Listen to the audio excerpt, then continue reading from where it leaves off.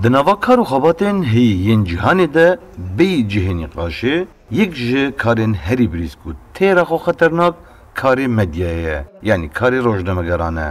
Ji ber ku hemû qadên şer rojnameger hene û li dijî neheqiyên desthilatan jî dîsa ew hene û bêtirs bi ser bûyeran de diçin û dinyayê duwarê trajedî û neheqiyên pêkhatî de agadar dikin. Ji loma jî li qadê her bikêlî rûbrûyî êrişekê ne. Digel vê yekê jî gelek caran mafê mirovî û debarê yên rojnamegeran li gelek welatên cîhanê bi taybet jî li welatên pêşketî ji aliyê karbdestên wan ve têne bin pêkirin.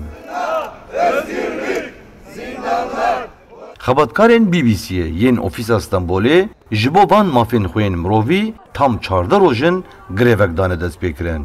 Ji 13 xebatkarên vê medya cîhanî ku yek ji kompanyên mezintirîn ya cîhanê ya ragihandinê ye, 12 xebatkarên wê biriya Sendîqeya Rojnamegerên Tirkiye dest ji kar kişandine û doza mafê xwe dikin. Dibinê serma û berfa ku çend rojin Stenbolê dibare. Aslında BBC çalışanları Türkiye'de yaşayan insanlar ne istiyorsa onu istiyorlar. Welatiyên li Tirkiye daxwaza çi bikin, xebatkarên BBC jî daxwaza wê dikin. Ew dixwazin mûçeyeke adilane wergirin, digel zameke maqûl. Ji ber ku xebatkarên BBC naxwazin piştevan di binê enflasyonê de bişkê. Karmend jî û ajokar jî van daxwazan dikin. Li hember dolar lîreyê Tirkiye heliya.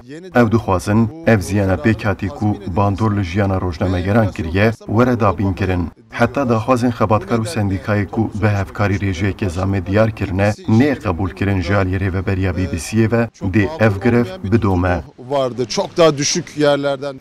Ev du salin BBC zamma mûçeyên xebatkaran dibin asta enflasyonê de dihêle. Ji bo bidawîleyanîna grevê bazara di nava BBC û sendîkayê de hê jî berdewam dike. Ji bo ku di nava xebatkar, sendîqa û navenda BBC'ye de hevdîtin asê mabûn di 14 rêbandana sala 2022 diyan de xebatkarên ofîsa BBC'ye yên Stenbolê dest bi grevê kiribûn. Gelek partiyên siyasî, komele, sendîqa û rojnameger mil didin greva xebatkarên BBC'ye û di çalakiya wan de li cem wan cih digirin. Ve Türkiye'yi çok iyi bir şekilde cover ediyorlar.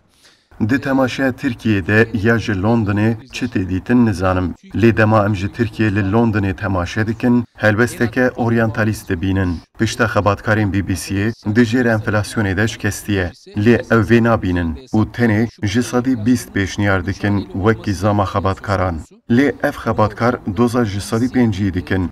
Di nava salekê de ji sadî heftê dahata van xebatkaran heliya wek lîre li hember pound. BBC yek ji wan medyayên herî mezin e di cîhanê de ku bawerî pê tê. Divê ev sazî binê vê baweriyê tijî bike û mafê xebatkarên xwe bide. Baktığımız zaman oryantalist bir bakış açısı. Sendîqaya Rojnamegerên Tirkiye diyar dike, BBC bi hêsanî dikare daxwazên xebatkaran pêşwazî bike. Ji ber ku BBC bütçeya xwe li gorî sterlîn çêdike. Sterlîn jî di nava sala borî de li dijî lîreyê Tirkiye ji sadî 5 nerxê xwe zêde kir. Lê dîsa jî mûçeyên xebatkarên xwe bi lîreyê Tirkiye dide. Sendîqa dibêje standarda rojnamegeran ya jiyanê gelekî kêm bûye û ketiye. Loma heta BBC bi şêweyekî adilane û mirovî li gorî asta bilindbûna enflasyonê û bihabûna jiyanê mûçeyên xebatkaran zêde neke û BBC heta îmtiyaza ku nîşanî xebatkarên Londrayê dide, nîşanî xebatkarên Tirkiye nede wê ev çalakî berdewam bike. Azat Altun, Kurdistan 24, Stenbol,